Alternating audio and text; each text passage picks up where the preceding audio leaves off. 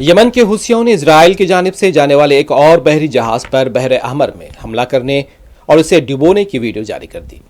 حوثیوں کی جانب سے جاری کی گئی ویڈیو میں دیکھا جا سکتا ہے کہ بحری جہاز انٹرنیٹس سی پر بیلسٹک اور کروز میزائل داغے گئے، جن سے بحری جہاز کو شدید نقصان پہنچا اور بعد ازاں بحری جہاز مکمل طور پر سمندر میں ڈوب گیا۔ اس سے قبل یمنی فوج کے ترجمان یحییٰ سری نے دعویٰ کیا تھا کہ انہوں نے بحر احمر میں ایک یونانی کمپنی کی جانب سے آپریٹ کیے جانے والے لائبریا کے پرچم بردار بحری جہاز ایٹرنیٹی سی کو ڈبو دیا ہے۔ یہ رواں ہفتے حوثیوں کی جانب سے بحری جہاز پر حملے اور اسے ڈبونے کا دوسرا واقعہ ہے۔